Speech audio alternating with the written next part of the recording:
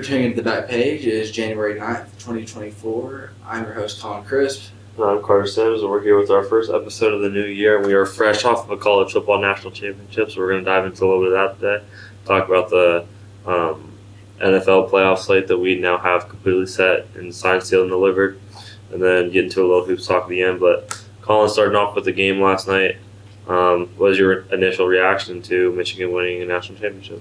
Well, first it was sad because I didn't want that to happen, but objectively looking at it, I do think that was deserved. They looked like the best team in college football last night.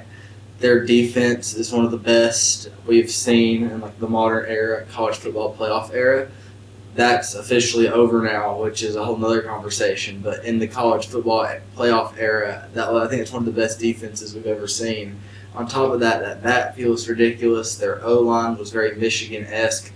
It's just I don't know how that's not one of the best teams in America, and it makes me feel a little better about watching the Buckeyes get beat in a really close game against them, because at first I was really furious, and I still am, but it's a little easier to swallow now. That's one of the best football teams we've ever seen take the field. Yeah, and I don't know. I think any solace about that Ohio State loss to Michigan is kind of zapped by that performance we saw against Missouri, but no, that was atrocious. We can't even get into that one on here. We don't have enough time, but yeah, I think Michigan, a lot of what I think people critique them for was just kind of the same critiques that you could have made to Ohio State, right?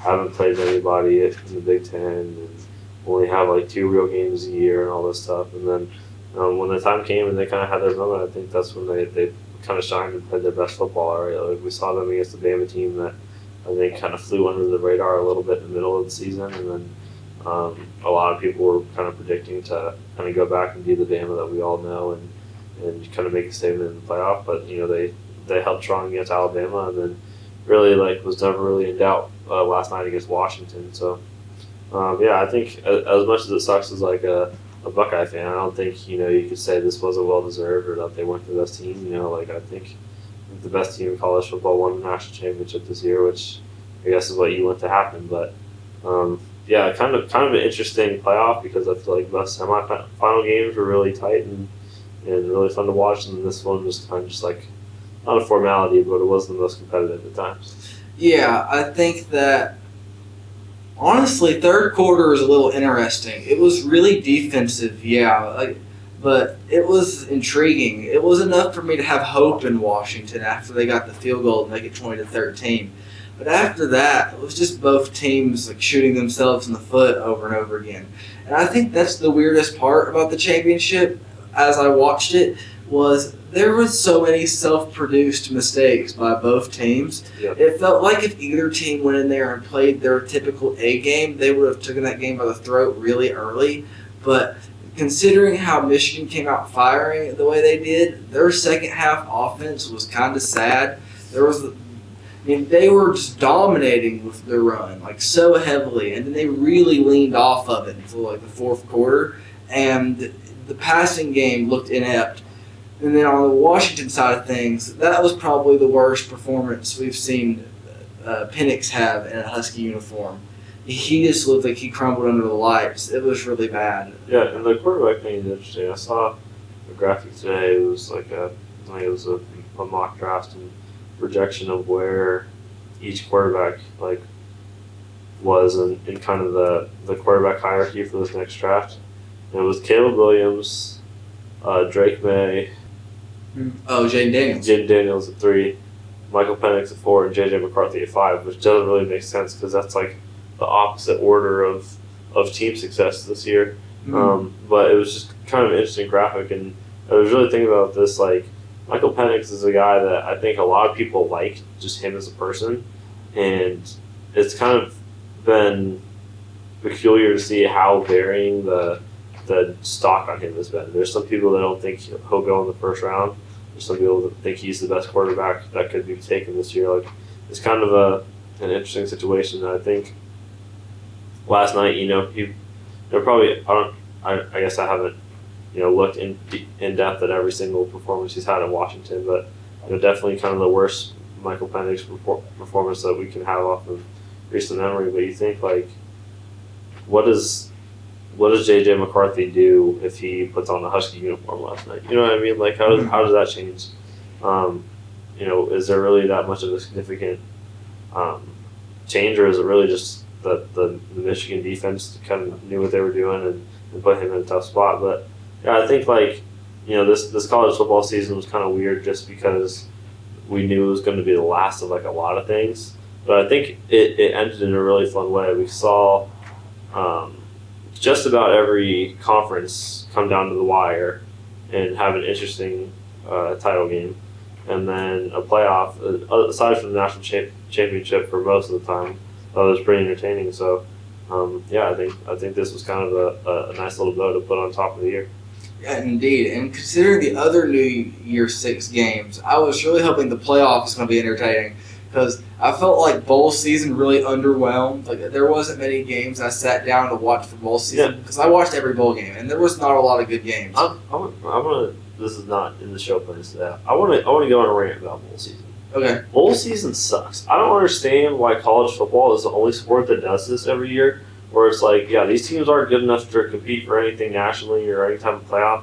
We're just gonna stick them in some random corporate game in some random city against another team that also isn't good enough to be in like a playoff game, and act like it's important, because it's not. Like, I don't understand why we have like 175 bowl games every year of just random corporate sponsors, and it'll be like the 6th best team in the Pac-12 playing the 5th best team in the ACC. Like who needs that? Like who is this for? Well, do you know how the bowl games affected it before BCS? I mean, yeah, it all obviously went into the final polls. Yeah, the poll of things. Because that was like the holy grail before the playoff happened. Yeah, but if we're gonna do this, we're like everything is decided in this like all-knowing, holy, Supreme Court of college football with a committee, and we're just going to pick our 4 best teams, and that's the only teams that are eligible to compete or anything. Like why do we have all these, spring games against other teams happening at the end of the year? It just seems pointless. Even the Ohio State game, even as an Ohio State fan, I had trouble paying attention to that just because, that's not enjoyable to watch. There's nothing to play for here. There's no oh yeah, we lost to Michigan, but at least we beat Missouri. No, there's none of that. And so I don't understand why we still hold on to this kind of outdated system where we're at the end of the year and we have all the okay teams kind of dance with each other while the big teams rest. I don't understand that. I wish that they would pay players to do it more. I wish there was more money incentives so they'd do it, because I love bowl season personally, but I feel like it's dying. And the fact that Georgia beating Florida State by 60 was the most viewed bowl game that wasn't a playoff game this year is pathetic. That should not be the case. Even Kirby Smart, unprovoked after the game when he was being interviewed, talked about how bowl season's collapsing and the Florida State situation is pathetic, and that he went out there and wanted to make a statement. He made it, now fix it. And for me, there should never be a Liberty versus Oregon in a New Year's Six bowl game. That's sad. That'll be a playoff game next year. That's even worse. And then on top of that, if you have a 4-stringer in at multiple positions, something is wrong. That should not happen. Rather it be injuries, rather it be opt-outs, rather it be rests, whatever it may be. If you have a 4-stringer at multiple positions, there is something wrong. Imagine if we did this for any other sport. The end of the NFL season, all the teams that didn't make the playoffs, we'll have Cincinnati and we'll have Jacksonville. They're going to play each other in Seattle in a game sponsored by State Farm. Who is going to care about that? Well, imagine this though. Imagine in all the players' contracts, there's an incentive to participate in that game, and if they do good in that game, or even just show up, they get paid extra money. Suddenly, they're all going to go in there and ball out and put on a good show for the people who's watching and corporate. So, in my mind, in college game, if we were to give NIL incentive to go to your bowl game and you get paid by your conference and the company sponsoring that bowl game to participate, then everyone who participates, the players get paid. B, the colleges get funded by the bowl games and participation, everyone's showing up. C, you get TV ratings, so the people who are in charge of the whole thing are going to enjoy it. And D, the corporate sponsoring the whole thing still get paid from all the people showing up and the TV revenue and all that. And everyone wins. I don't know. It just kind of seems like it's like the prom of college football. It's like at the end of the year, Yes. It's like you have to go. You have to go. You have to go. Everyone swears, yeah, you have to go. And it's supposed to be super nice, but it's like you don't really need to do that if you don't want to. Like I don't know. It just seems like such an outdated thing. Like again, like we talked about the NCAA tournament, I think a couple episodes ago on here, and how are we going to get players to care and talk about incentivizing games and all that stuff. Like that's great when the season's happening, but like when the season's over, dude, like we got guys trying to go to the NFL, we got guys hurt, we got guys trying to go to different schools. Like it's just not the time to add a pointless game so that some like dude in a suit who's like a bowl commissioner and makes millions of dollars off of this one game just to like kind of push some buttons and point people in some directions like can benefit and kind of pad the pockets a little bit. Like, I don't understand why that's something.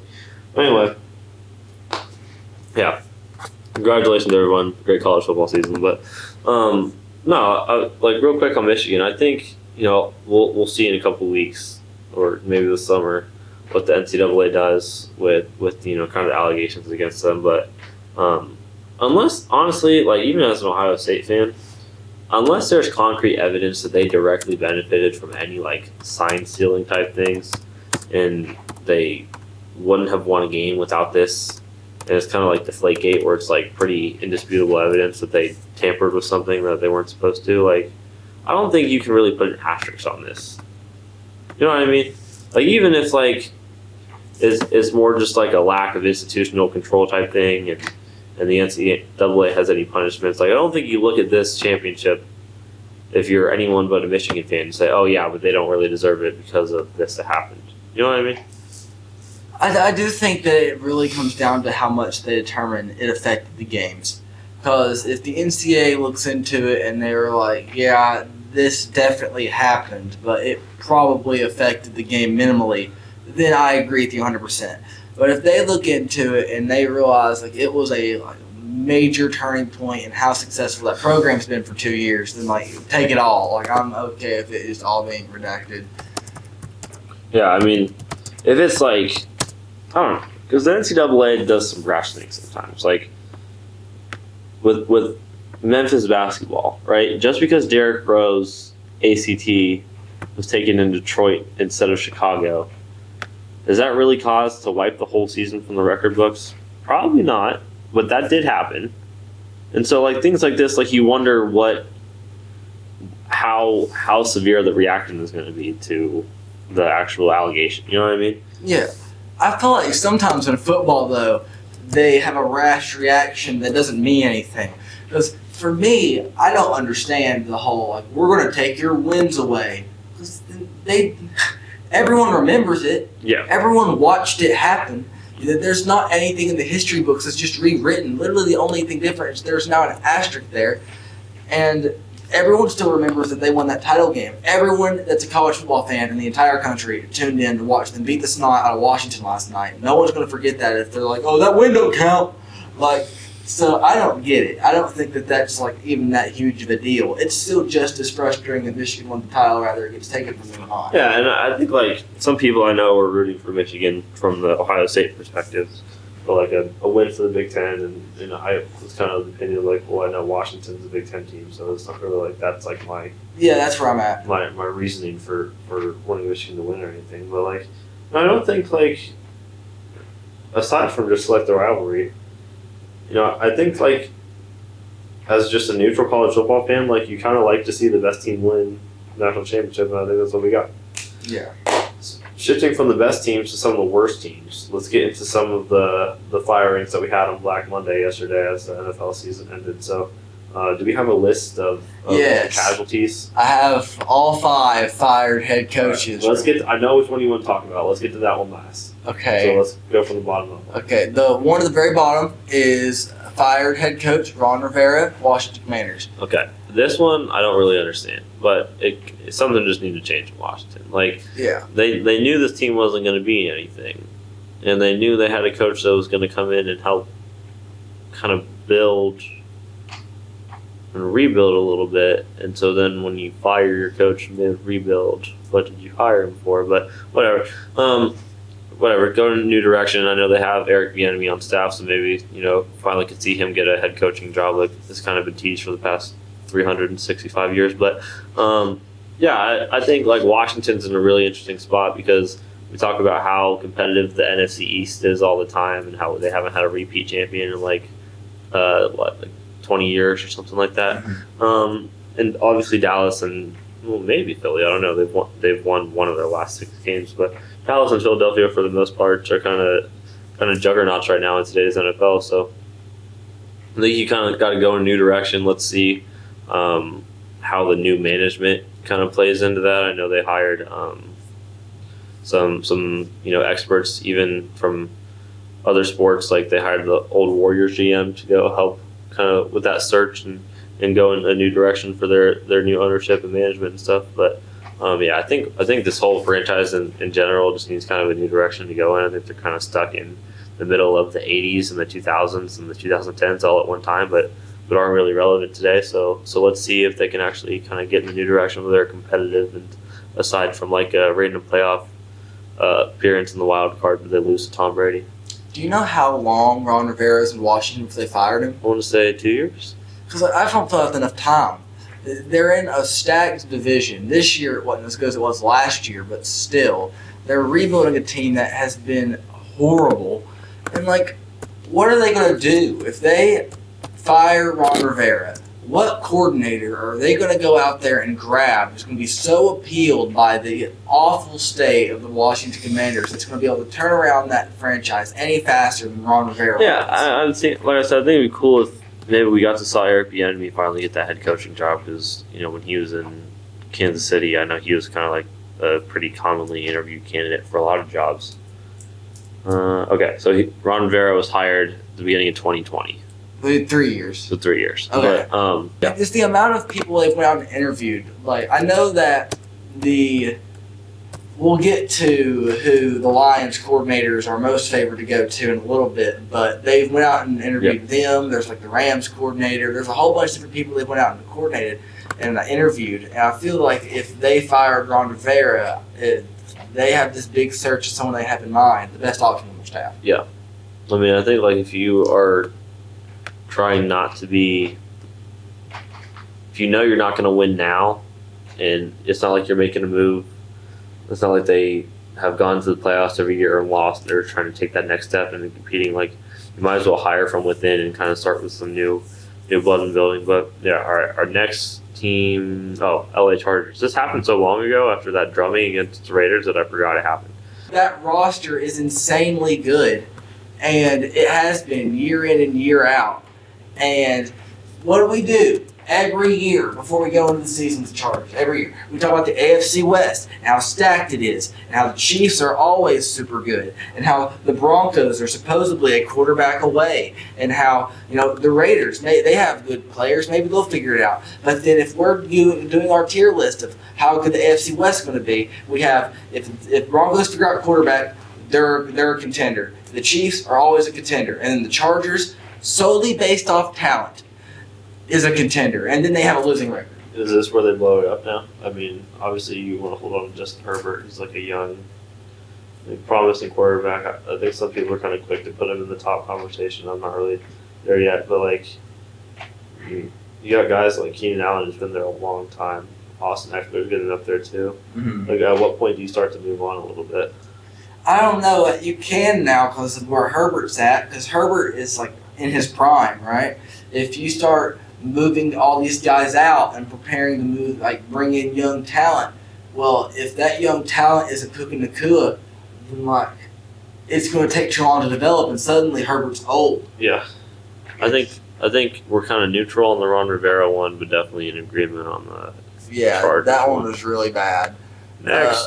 Next one is the Las Vegas Raiders fired Josh McDaniels. I couldn't be happier about this one. I don't know why Josh McDaniels got a head coaching job in the first place. Like, at what point with Josh McDaniels, after we saw him fail being head coach the first time, we're like, yeah, let's run it back. Like, no, like some guys, like, it's okay. You're just not cut out to be a head coach in the NFL. And obviously, there's circumstances and situations that play into that. But, like, this dude just, like, was not the guy. Like, had no respect in the locker room. Like, just, I don't know why he was chosen to lead a team of grown men. But, yeah, let's see who they are looking at interviewing. Let's go. Okay, so Antonio Pierce in his interim stretch, I think he's kind of been a refreshing kind of voice in that locker room. So I'd like to see him. I like it when interim coaches get to hold on to the job going into the next year. But then, yeah, so. The players have really rallied around Antonio Pierce. They talk very positively of him, and he's done it really. I think he's done better than Josh McDaniels did for the first half of the season. So I hope that ends up being a thing, because that'd be really cool. Carolina Panthers. Yeah, this one I don't understand. Frank I mean, Reich. like what? 1 year as the head coach? I think so. He didn't even make it the whole year. He made it Thanksgiving. Yeah. The Panthers suck. Like, let's be honest. That, like, they're definitely regretting that pick of Bryce over CJ right now, and really don't have anything promising other than like Adam Thielen, who's just kind of like a good dude at wide receiver that you really put a lot of confidence in. But I don't know. Like, I don't understand. Let's see. What's their GM's name? I'm unsure, but I think he's the worst in the league. Yeah. Let's see. Since Panthers. Washington's old one was Dan Snyder, right? Yeah. Is that his name? Yeah. Since I think he's still there. No, not anymore. Yeah, they got rid of him, and since they did get rid of him, this is our new worst in the league. Okay, so fire GM Scott Fitterer after 2-15 season. Let's see who their owner is. Panthers. Yeah. Owner. Their owner's so bad. Like, it's a bit. That's it. David Tepper. He's awful. Like, did he think that they were just gonna like magically turn into a Super Bowl contender? Like, after 1 year, 7 different times? And they also, think about this. They traded away Christian McCaffrey, right? That was their best player. Without a shadow of a doubt. Like, I don't understand how he thought through like the power of friendship, each new head coach that he hired was going to magically fix a trash heap of what this franchise is right now in 1 year. Like, the Super Bowl was not the friends you made along the way. Like, it's like this was never set to be a 1 year project. This isn't like the Cowboys or the 49ers where maybe you need something new and you bring a guy in because you already have the roster to go compete. Like, this is not that. So yeah, I don't know. You can hardly name players on that roster, let alone like it's really bad. Like Chuba Hubbard, Adam Thielen, and then like it gets thin from there. Like, yeah, I mean, Cam Newton's still the most relevant Carolina Panther right now, and he hasn't played for them in like 5 years. So like, it's really tough. Like NFC South, there's a lot of tough down there. But yeah, I mean, toughest is wide open down there too. Like, yeah, I don't know. I mean, I guess the team was bad. So if you want to fire the coach. But I don't know that you can blame the coach for this season. You have to give time, dude. Like, and you also don't own your first round pick for next year too. So like the guy coming in, maybe it's Jim Harbaugh, already has like it kind of stacked against him a little bit. Oh yeah. And in my mind, it takes like 1.5 to 2 years for the head coach to even transition the team into being his team. Yeah. So he didn't even get fired for his team yet. He wasn't there long enough to make it his team. He got fired for the last guy's team. Let's get to the one you want. Okay, here we go. Y'all ready? Good. Atlanta Falcons. These are my boys. Okay, and shout out to them. Because they didn't even wait an entire 2 minutes since Black Monday to fire this guy. 12:01, midnight 1. They fired him on Black Monday. Arthur Smith is out. And as an Atlanta Falcons faithful, I'm so happy. This is something that needed to happen. I mean, like, as a person, you're kind of hesitant to be happy to see someone lose their job. But he's fine. He'll be driving FedEx trucks by next week. Like, it'll be okay.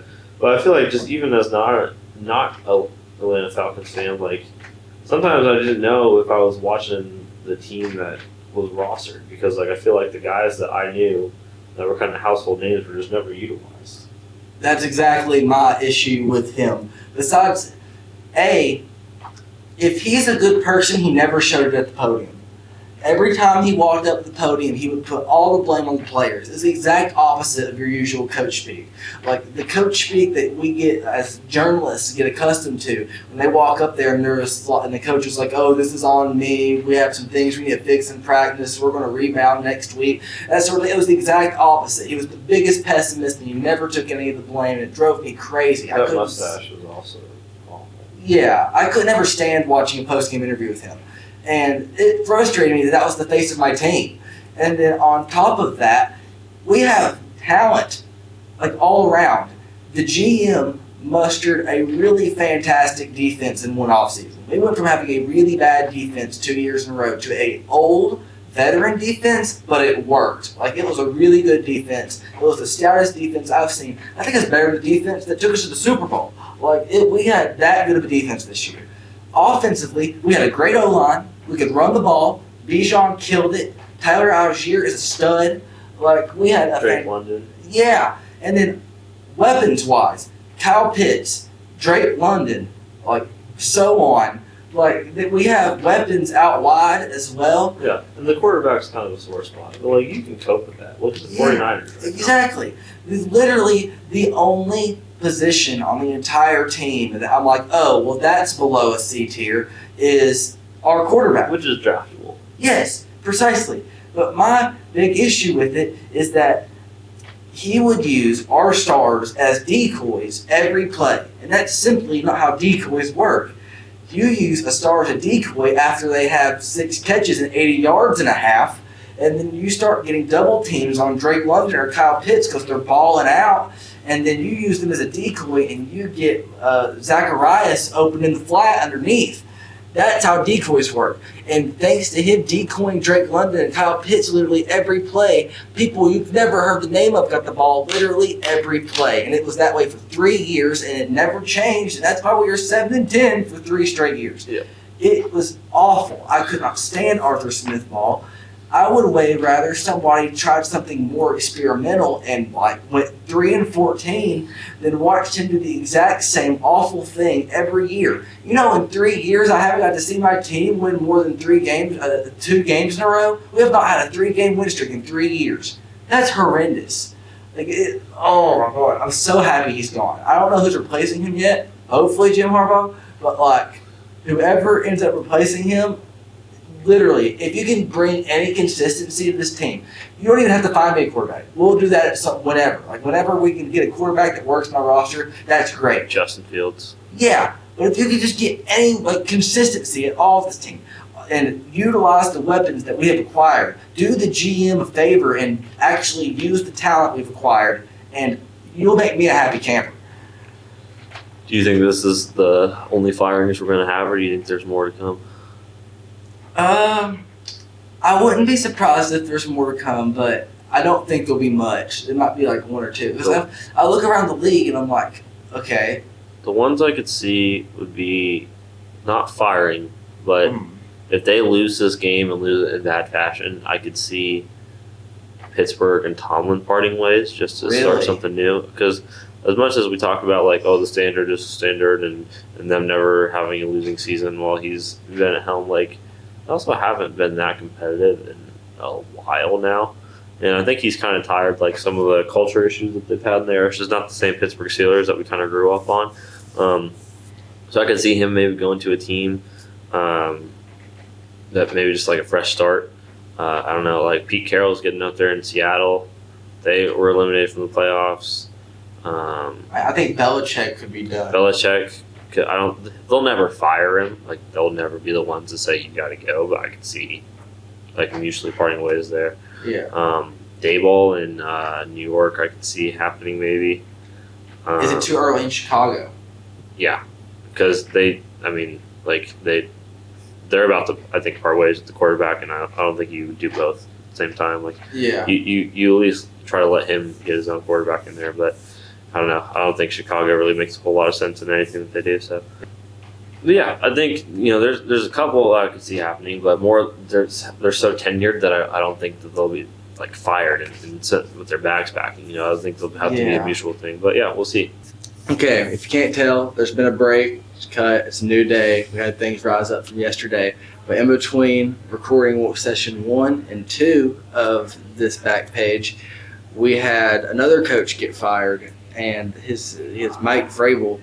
What were your thoughts when you saw that? I mean, it was kind of surprising. I didn't see that coming, but it wasn't we talked about possible coaches I could see kind of moving on or getting fired, and that was not on the list of stuff I said. Once I thought about it, it's not really that much surprise. It's not like the Titans had a terrible season or anything. And check their record. It was pretty rough, not gonna lie. Like it wasn't like a Carolina Panthers bad season, but it was rough. Let's see. So yeah, bottom of the division. Maybe they did have a worse season than I thought they did. Because I think that his last 2 years in Tennessee have been substantially worse than every other year he's been there. All right, 6-11. So yeah, pretty rough one. They had the 1 seed in the AFC 2021. Just haven't really been able to translate the regular season success into any playoff success. So yeah, I mean, I think Vrabel's obviously a good coach. There's a lot of good things this time in Tennessee. I think the franchise is just kind of looking in a new direction, right? Like Derrick Henry's contract situation is kind of up for grabs right now. Moved on from Ryan Tannehill. Looks like maybe Will Levis is a guy going forward. Who knows? And probably just wanted to bring a new coach and kind of close the chapter on this part of their story, I think. So, yeah, I mean, kind of a surprise move, but not one that I think is outlandish or anything. I agree with that. I don't think that it's... My hard time with it is based off how he's done in Tennessee, I don't think it was a bad move. However, if you look at the big scope of things, he's so much of a commodity that people want now that he's hit the market that it makes you question why they let go of it. Yeah. Like, who are they going to get that's better than Mike Vrabel? Trying to think of guys that got fired. I don't know, I mean, there's still rumors around Bill Belichick. We'll see how that plays out. I don't know, like, I'm a big fan of first-time head coaches getting jobs. I don't like it when we have this in the NBA a lot too, but kind of the same 36 coaches that are coaching all the time, even though, it seems like every year someone gets fired for having a 3-14 or 3-15 season, and then 18 months later they have another job and you just forget about that last experience. But yeah, I mean, hopefully there's someone within their organization already that's kind of done their time and we get a new opportunity. But yeah, I think Tennessee, they're about as far from win now as you possibly can be, other than the Carolina Panthers. But yeah, I don't think it's a surprise move, but probably one that they wanted to get ahead of this instead of behind it, right? Like, you'd rather fire Mike Vrabel a year too early than a year too late, I think. So I think they just kind of took that pill and closed the chapter on this kind of era of the Tennessee Titans. Yeah. So we've done a lot of talk on the teams that really struggled this year, but the season's not over yet as we're getting into the postseason, and we get to see more play of the teams that have been doing very well. Playoff picture-wise, what matchup sticks out to you the most? So the Houston, well, first of all, the NFL scriptwriters were in their bag with this one. Let's just go pound for pound, right? So let's go Houston, Cleveland, to the top of the AFC bracket, how I'm looking at it right now. Deshaun Watson not playing because he's watching his old team play his current team that's currently overpaying him, and a guy that was out of the league for the most part for the past 3 years or so, Joe Flacco, basically the Browns' fifth string quarterback, going to play Deshaun Watson's old team while Deshaun Watson watches, probably in a booth somewhere because he doesn't watch the game with the team on the sideline, but yeah, he'll watch from a booth, and if they win, Joe Flacco gets to play his old team and the Baltimore Ravens. So, I mean, intriguing matchup there, and everyone talks about the Cleveland defense, and obviously, I think probably safe to say the best defense in the league. I think is pretty if not, they definitely have an argument, right? That wouldn't be something outlandish to say. And previously, they've already beat Houston this year, but Houston didn't have C.J. Stroud at the time, so we'll kind of see how that plays out. And for me, it's going to be it's really going to come down to Houston, the possessions where Houston is on offense and Cleveland's on defense, right? Because I don't think that Cleveland offense is like doing wonders for everybody, and I don't think that Houston defense is something that they hang their hat on. So it's kind of going to be like I think they kind of even each other out a little bit in some of their weaknesses. I don't know. I want to take Houston in this one. I think they'll put up a fight, but I think Cleveland takes this one. I think Cleveland has it.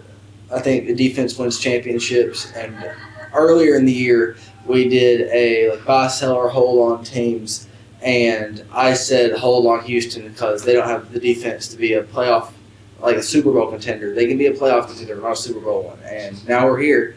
And I think it's a high-powered offense versus a high-powered defense in the playoffs limelight. And I think that defense, Cleveland's just older defensively than Houston is offensively. So experience battle, Cleveland has that. And then also, if it's defense versus offense in the playoffs, unless there's a big talent gap or age gap or something of that sort, I usually go defense. So I'm going to say Cleveland has it. Well, next up, we got Kansas City, Miami. So Tyreek Hill playing his little team. That's that Arrowhead, right? Yes. Yeah. So these two teams already played each other in London in a snooze fest. I mean, goodness gracious, I've seen paint dry more exciting than that one. But yeah, I mean, maybe that wasn't London. Maybe it was somewhere else in Europe. I don't know. But something about Kansas City, I feel like they just figured it out. Like I think Miami's probably the better team, like right now, I guess. But like, I don't know, kind of beating up on defense a little bit right now. Kansas City is not impressive at offense at all, but the defense has actually kind of kept them alive a lot.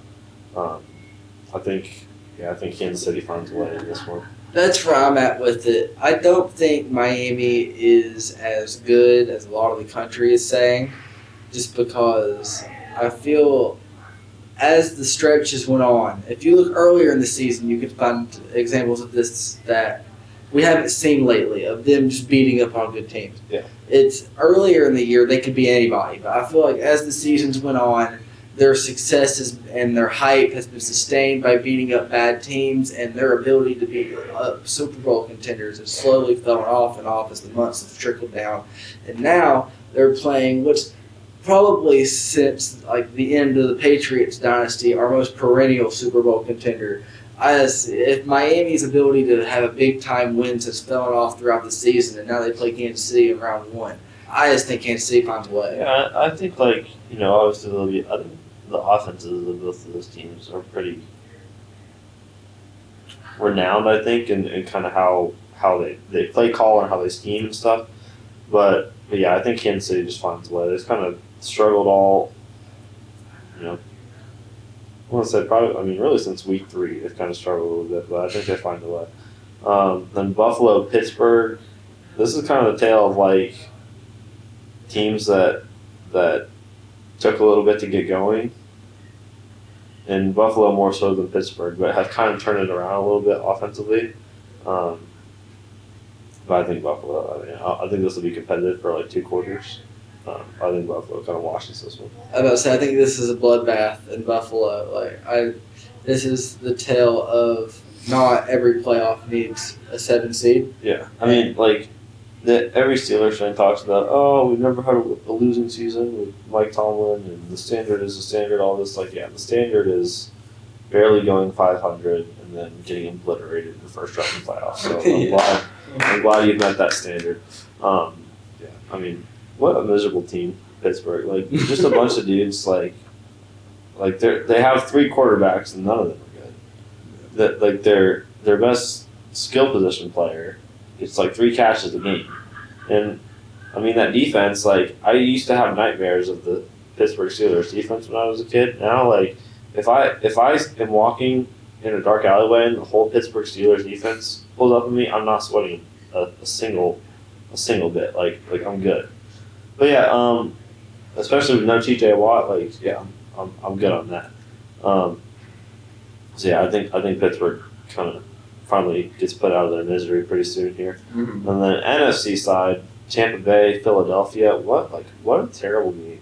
What a terrible game this is. Why is Tampa Bay in the playoffs at all? This is, Alec was talking to me about how the NFL needs to reorganize the division aspect of things, because the entire AFC North is better than the entire NFC South. and the Bengals had the same record as the Bucs, and the Bucs won their division, and the Bengals were fourth. But Tampa Bay. I mean, I guess hats off to Baker Mayfield for still kind of finding a corner in this league and taking the team to the playoff, but they're just not a very good team. And then Philadelphia is limping into this playoff as much as they possibly could. So yeah, I think Philly narrowly here, but this is going to be a painful one. Yeah, I think the matchup of who's going to get obliterated in round 2. Yeah. But I do look at it. Is it a stretch to say this is the best year Baker's ever had at quarterback in the NFL? 2018 too was decent. Yeah, I just think this is. I don't know if it's the red or what. I think in Tampa he's just been killing it compared to most of his career, the majority of it, and especially down the stretch they've looked really good. And that Tampa Bay Buccaneers team, second half of the season, has gave my Atlanta Falcons nightmares because I had playoff aspirations before I watched them go on that tear to end the year. And this, to me, is a momentum game because Philly is falling off a cliff and Tampa is getting substantially better. And I usually ride the hot team in this situation. And we are in Tampa. It is a home game. And I just think it's a Florida game right here. It's going to be Buccaneers get it. They go on to round 2. They probably don't go further than that. And that'll be fun to kind of see, kind of a new team, but I guess Tampa Bay did win the Super Bowl a few years ago. But I think this Tampa Bay team is a new team compared to the last time they were in the playoffs. So just kind of mix it up a little bit. Yeah, it's not Tampa Bay. It's Tampa Bay. And then Detroit, LA Rams, it's Stafford Bowl right here. I mean, just the quarterback swap. Obviously, Rams put together a Super Bowl team, just basically bought a ring in 2 weeks and went on that run a couple years ago, and then Detroit finally kind of having a season that I think that fan base and franchise has really been hoping for a long time. This one's interesting. I really don't know where I'm at on this one. This is. You talked about the scriptwriters being in their bag, dude. Oh my! I saw this. I was watching the Miami and Buffalo game, and at halftime I was like, well, I mean, I guess the NFC set, so I wonder what games are over. And then I saw that and thought, no way it's locked in. Is that real? And it was real. It was awesome. That's so cool. I think the Rams have it. I think the Rams are going to upset Detroit. They're like They've quietly had a really good second half. Yeah, that's what I was trying to say, is that they have the Tampa thing going on where they might not be the best team in the playoffs, but they might be the hottest, where if they were to ride this wave deep into the playoffs, it wouldn't surprise me just because how good they've been playing lately. Meanwhile, Detroit, they've kind of looked the same all year. So if LA goes into Detroit, it's going to be an offensive game. I don't know how this game could have very much defense. But if they go in there and Detroit has a slow start and LA has the burners on from the beginning, I could see this game being a high-scoring 45-35 type win for LA, and then be a 6 beating a 3 in the first round. I mean, yeah, I guess go LA on this one for me too. Mm-hmm. And I want to see Detroit win. Detroit's kind of who I want to come out of the NFC, just as a neutral, but I think we go with LA there. And if I'm comparing defenses, considering I think both offenses are both really good, I don't think that there's one offense that's substantially better than the other in this game because they're two of the best in the league. Defensively, I think LA has the better defense, and defense wins championships. So I'm thinking LA will grab it. But the last game for the first round we haven't talked yet is Dallas at home against the Green Bay. There's some classic matchups. Just thinking of these two teams, obviously the Dez Bryant no catch situation, and then I feel like I saw this game and I instantly had flashbacks of Dez Bryant, Jordy Nelson coming into my brain from when I was in elementary school or middle school, and these two teams used to play each other in the playoffs every year. So this will be a fun one. I think Dallas is pretty hot right now. I think a lot of times we kind of take the Cowboys and we see all the hype they get, and it's same old. They're just gonna flame out in the playoffs. Dak Prescott throws a million interceptions. Dude's only had single-digit interceptions this year, and his touchdown to interception ratio is actually from last year is actually exactly the same as Jalen Hurts from this year. And I think as much as I think some people who aren't Dallas Cowboys fans hate the Cowboys because of the Cowboys fans. This Dallas team might actually be worth the hype that they're getting right now. Yeah, I agree with that. Originally, I went into this pick, and I was just casting it off as, Green Bay upset because Dallas round 1, right? Yeah. And then I sat there and thought about it, and I was like, well, I'm comparing this Dallas team to previous Dallas teams. Let's compare it to what they are now. And I don't think that he's the consensus leader for it right now, but Dak's my MVP. I think he's had that good of a season. Interesting. And Dak Prescott, in my mind, is the best quarterback this year. And if it wasn't a quarterback award, I'd say Christian McCaffrey, but they're not going to give it to a running back. So I want to say Dak's my MVP. And so from between that and CeeDee Lamb and how diverse the passing offense has been for Dallas this year, and Tony Pollard hasn't had the season we thought he had. He's not bad.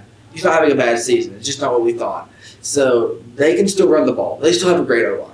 They have more weapons out wide than they have in a long time. They have a quarterback who's having the best season in his career so far to actually distribute to those weapons. Defensively, that's the best Dallas defense we've seen maybe this decade. It's insane how good that defense is. I'm just not sure where the hole is that Green Bay is substantially better to be able to pull off an upset. Not on the Green Bay side, their biggest asset right now is just Simone Biles. I mean, Jordan Love has been a rookie for the past 3 years. It feels like the dude. I know obviously the Aaron Rodgers situation kind of junked that up, but he definitely did not have that transition into being a starter at all. I feel like he kind of just marinated a little bit for a couple of years, and then boom, he's there. So I don't know that there's much to this matchup outside of just kind of the history of the two franchises right now, and I think Dallas can kind of put this one away pretty quickly. But yeah, we'll see. I want to go through each matchup each week for the rest of the bracket. Yeah. But I'm going to put you on the spot. AFC, NFC representatives and the champion in the Super Bowl. Okay, so AFC representatives, I think that Baltimore is going to beat Cleveland in not be the best game of the playoff. Because I think the winner of the Baltimore-Cleveland game will be a Super Bowl contender. And I think Baltimore survives it. And then Kansas City, Buffalo would be the other game. And I think Buffalo, splatters Kansas City. They finally get the revenge they've been looking for all this time. And they managed to make a 1-2 game in the AFC. NFC, we would have San Francisco would play, I believe, under our circumstances, Detroit, right? Because they moved the lowest seed no matter what. I think so. Yeah. So San Francisco, Detroit in that game, San Francisco moves on. I think they're just super good. I don't know where the weakness is on that team. And then Dallas versus Tampa. And in that game, I want to say that it's way closer than people predicted going into that game, but Dallas survives, moves on. Baltimore versus Buffalo, I think that Baltimore wins a really good game. Buffalo's offense kind of slows down in the second half, and Baltimore moves on. Super Bowl, San Francisco pulls it off against Dallas in an all-time classic. It's low scoring, but they end up pulling it off. Your Super Bowl would be Baltimore, San Francisco, and Lamar gets his ring. Okay, I'm going to say, so we're going to go, I think the Cleveland-Baltimore game, I agree Baltimore wins that one. And then that Kansas City-Buffalo game, which, kind of a classic matchup right there, just in the modern day. I think Buffalo wins that one against Kansas City. So then we got Baltimore and Buffalo on one side. Then we go to the other side. Dallas beats Green Bay. I think I had LA beating Detroit. Mm-hmm. So what does that do for the seeding then? So it'd be San Francisco, Detroit. I think you had Philly winning. So I have LA beating Detroit. So if LA beats Detroit. Yeah. When I said that, I meant LA as well. Okay, so LA plays San Francisco. So LA plays San Francisco, and San Francisco I think wins that one. That means Dallas would play Philly, so that would be a good matchup. I think Dallas wins that one. So then San Francisco, Dallas. I do think San Francisco beats Dallas. So then San Francisco's in the championship. But I think Buffalo somehow pulls off the upset against Baltimore. Gotcha. And finally gets into the Super Bowl, and then San Francisco in the Super Bowl. Gotcha. Okay. So our major differences is you think Buffalo beats Baltimore, and I think Baltimore wins. And In an upset, yeah. yeah. And then round one. And the thing is, with that Buffalo, if this does happen, that's going to be like Josh Allen's just a high octane quarterback, where he's going to turn the ball over a lot and he's going to score a lot, and I think it's just going to be one of those days for to score a lot. Yeah, I see that. That's why I said that I think Buffalo falls apart in the second half because how high octane Josh Allen is, it would take a fall apart in the second half because if he just balls out in the second half, then they just win. So all right, let's get to some hoops talk real quick to kind of close this one off. Yep. So, main stories of the league. I think for me, kind of in my mind, and this is, I want to kind of keep this open ended, just kind of like a ramble segment right now. But got you. My Warriors suck, dude. We suck, and it's just like it's depressing because we went on this 5-game win streak right before Christmas, and I thought, oh, like we're finally kind of hitting this stride, getting things together, and now it's frustrating. Got domed by the Raptors in our last game. RJ Barrett went off, and he looked like the player that I thought he was coming out of high school when I was convinced that Duke was just going to win the national championship and not lose a single game. Like, in my mind, that is what RJ Barrett has always been, and was just like in this shell in New York that just magically broke out of. And obviously that's not the case, but just like that's just kind of how it seemed. And then right before that, barely beat the Pistons. Like, imagine if the Warriors lost to the Pistons. Do you know how shameful that would be? Like, it's just embarrassing. And then right now we got like Draymond Green. I mean, Adam Silver like talked him out of retirement during his little hiatus. I mean, we got Klay Thompson, who's finally kind of turned things around. Has actually been shooting the ball really well in recent past 20, 25 games. So that's been nice to see. But Andrew Wiggins is just like unplayable right now. Unplayable. And it's sad because we can never have our guys have a good night at the same time. It's always like Steph scores 1,100 points, and then the rest of the team turns the ball over like 80 times. Or it's like, Klay Thompson and Steph Curry each have 35, and then we can't close out the game to the Nuggets after a behind-the-head like heave from Nikola Jokic right at the end. That was insane. Now, like the one like kind of shining light of this team has just been Podziemski, like kind of coming in out of basically out of nowhere, really. And then I didn't think when we drafted him like he was going to be much of an impact player. The dude has started in the majority of games for the past month. And Trace Jackson Davis kind of slowly transitioning into that starting center role right now. I mean, I love Kevon Looney. The dude like is the like embodiment of toughness in the NBA, but just isn't as dynamic as I think TJD is, and so that's kind of been a nice change of pace. And then we get like a random Dario Saric game every month where he scores like 21, turns into Super Dario. But it's just Chris Paul is going to be out for a while now with injury again. Jonathan Kuminga has apparently lost faith in Steve Kerr as like developing him. It's just a lot of stuff going on right now. I feel like this trade deadline is slowly coming up. Like, I think if your name isn't Steph Curry or Klay Thompson, or I guess even AirPods right now, like Brandon Podziemski, like I think everyone's kind of up for trade right now. Yeah. And not everyone will get traded, but like I could see a scenario everyone but a Splash Brother gets traded. Do you think that the Splash Brothers are locked? So there's no way they're getting traded. I mean, I think Steph Curry is untouchable, and I think Klay Thompson's contract is untouchable, and so I think that kind of scares teams away a little bit. And I don't want us to break up the core three. Like I want to keep Steph and Klay and Draymond, but I don't know.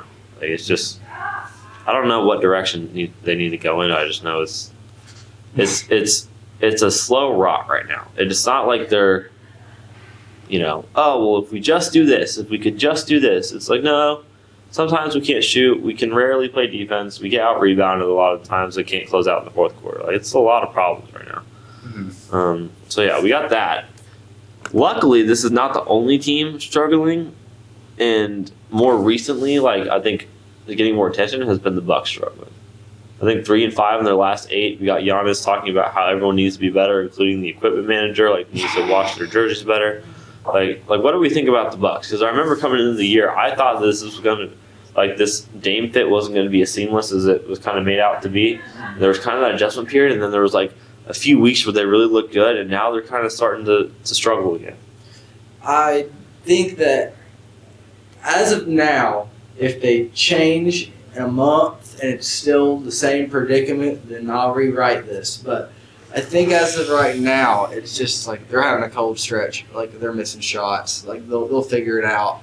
And I'm hoping that's what it is because I like this team. They're fun to watch. And I don't have a horse in the race because my Hawks have broke their horse's legs a long time ago. Yeah, so how do you feel about DeJounte Murray about to get traded next? I'm sad about it because I really like him. Since he's been on the team, he's looked like the best player there. And that's sad for me because I've loved Trae Young for a long time. But Trae Young just don't got it right now. And DeJounte Murray's looked like that guy in Atlanta since he's been there, and he's probably about to leave again.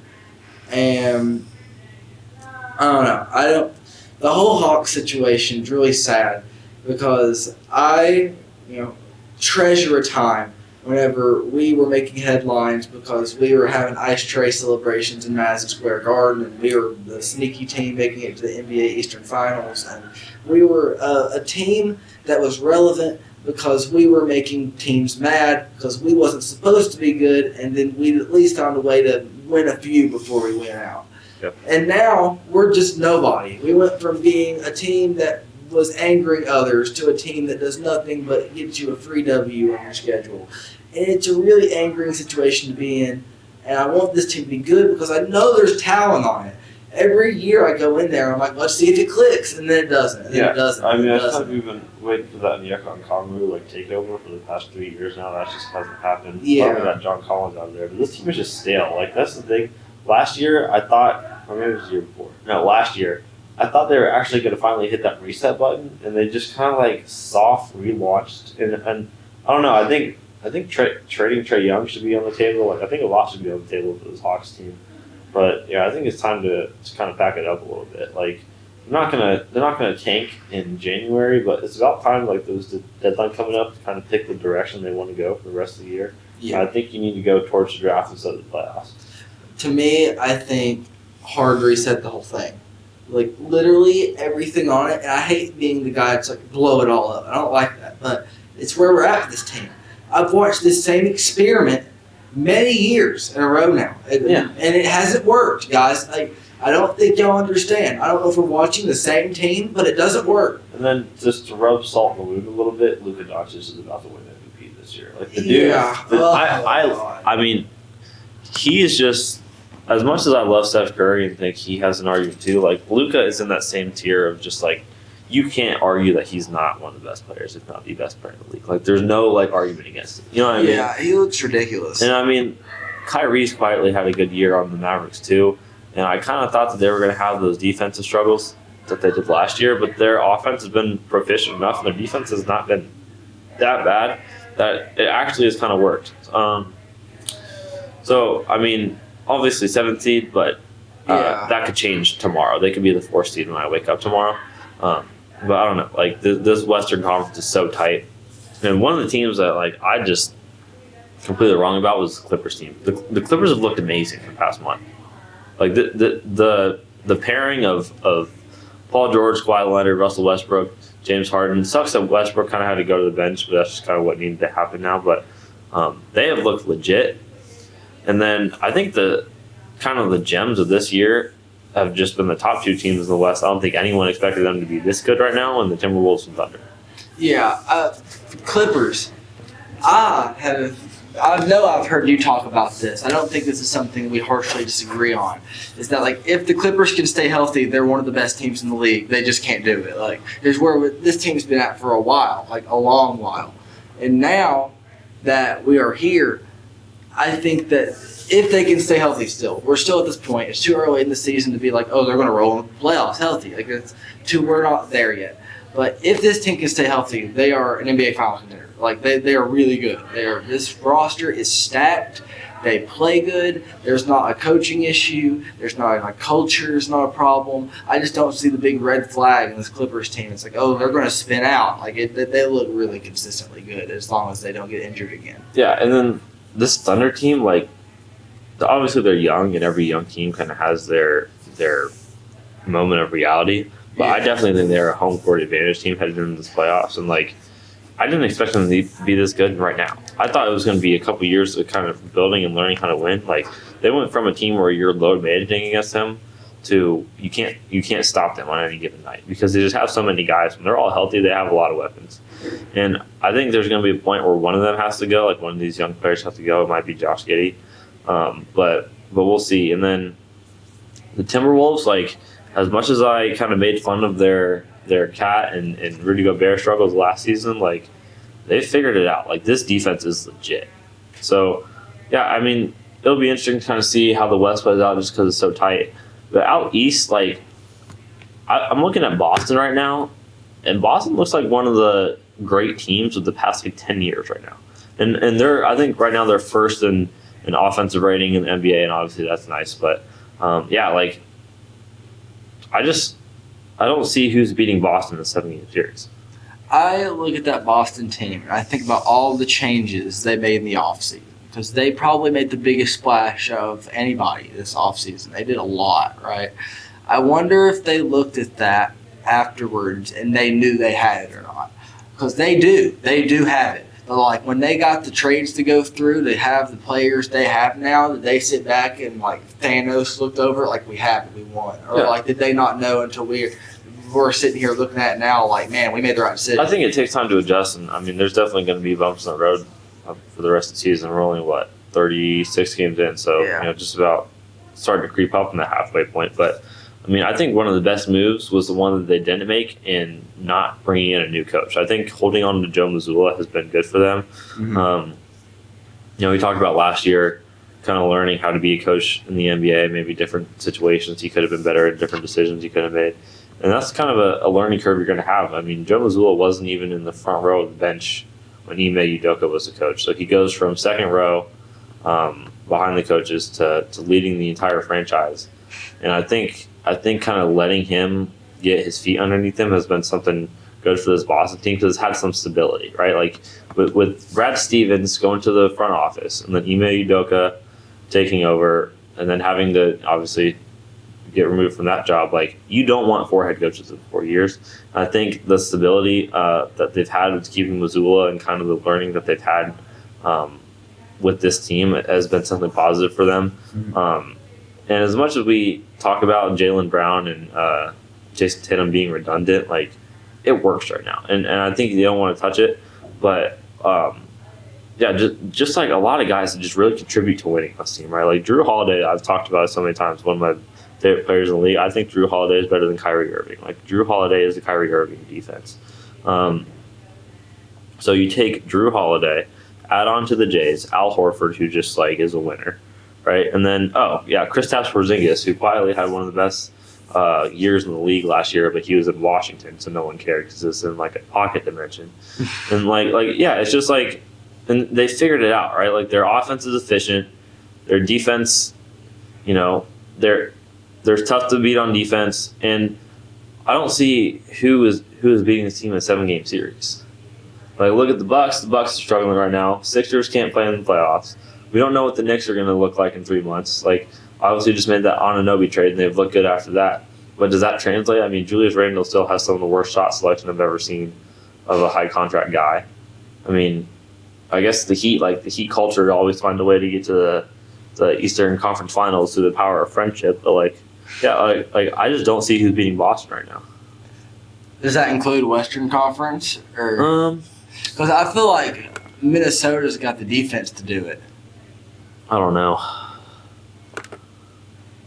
I'm not sure who in the league has an offense that Minnesota couldn't stifle right now. Yeah, in Minnesota, I'd like to see them beat Boston because this is their window. I don't think Minnesota realizes how short their window is right now. Like, they're not building anymore. It's time to compete because Anthony Edwards does not want to get stuck in Minnesota and be another like irrelevant Timberwolf because he will leave you soon. Like, just like Kevin Garnett did, like Anthony Edwards is going to leave Timberwolves, I think, if they can't find any team success in this next couple of years here. So like the time is now.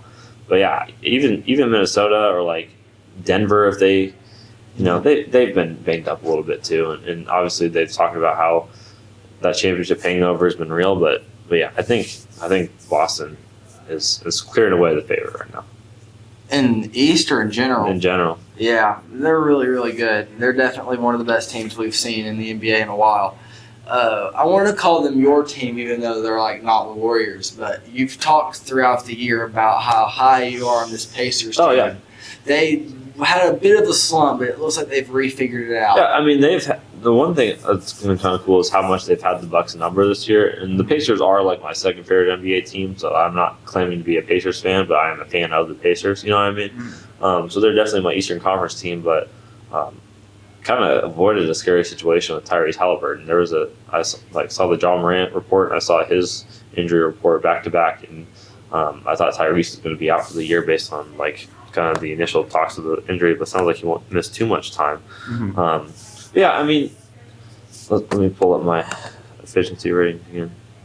Yeah, so I mean, Indiana is really close to Boston in offensive rating, just like 0.1 behind them, just efficient, and actually has a better average defensive rating too.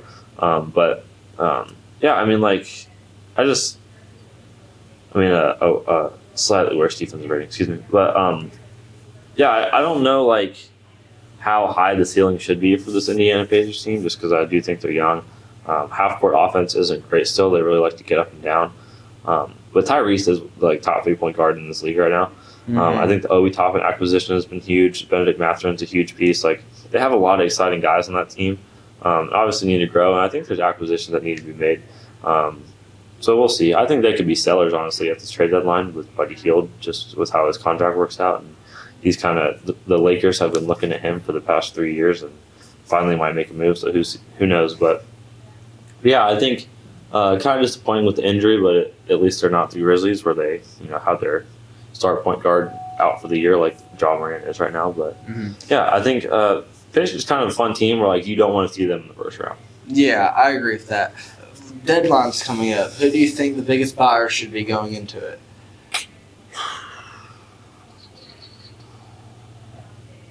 I don't know, because I think a lot of good teams, like, they kind of know what works with their roster right now. Yeah. I want to think about this. I think Golden State does need to make a move. And I think Phoenix should allow themselves to make a move. And they won't do it, but they should. Because I don't like that top three of Phoenix. And the fact that like they're never healthy and the rest of their team is absolutely garbage, like that, like I don't understand how they view themselves as a title contender at all. Where's Phoenix at right now? There. No. Oh. In the standings. They're like playing. Yeah. Yeah. You have Kevin Durant and Devin Booker on your team and you're a playing team. That's bad. Like, just think about that. So Phoenix should allow themselves to sell, but they won't do it this deadline. But I think a buyer might need to be Sacramento. Sacramento, I think they should be in the running for a Zach LaVine, I don't know, any top 3 Chicago Bulls player, honestly. And then, like, yeah, I could see a world where, like, Andrew Wiggins is on the market. I could see a world where, like, Lauri Markkanen's on the market. I think the Kings need to make a move to stay relevant because they had a nice little year last year, but nothing about what they're doing right now makes me think, oh yeah, they're a contender going forward. Like, not at all. Well, I think my team for this is the Mavericks because they are having a generational season now. Yeah. Luka, saying Kyrie is a good 2 is like the biggest understatement of all time. Derek Lively. Yeah. Like, they have a lot of really good production out of there that I'm not sure you're going to be able to get perennially. This seems like the time to get it, and Kyrie's just getting older and older. So, like, if you want that strong of a 2 there, this is your year to have it. If you bring in a really good defender right now at the deadline to strengthen that defense, then moving forward, I think the Mavericks are a Western Conference contender and therefore NBA Finals contender. Yeah. This is the year to buy for them. They won't do it this year, but the Thunder should look at making a move in the offseason. Like, bring in somebody big. Like, not even big. Like, a Lauri Markkanen could be huge for this Thunder team. Mm-hmm. Like, absolutely huge. But the team that I'm really looking at, that I think the move is coming, and it's not going to be this deadline, I don't think. And if it is, it'll be really exciting. With the New York Knicks. Mm-hmm. This Knicks team, like, they finally did it right. They didn't go for the big star off the jump. They built this team up. They made smart signings. The Jalen Brunson signing has been beautiful. They finally accepted RJ Barrett for who he is and got a better fit for what they're at right now with OG Anunoby. And Julius Randle has been not as bad as Julius Randle's typical bad years are. Okay? He has nights where he looks like Magic Johnson, and he has nights where he looks like, I don't know, like just Shaq, but Shaq when he's on the Celtics. So, like, I don't know. And they want Donovan Mitchell. They want Donovan Mitchell so bad. And Donovan Mitchell probably wants them. I don't know that necessarily has to be the move. I had a list here of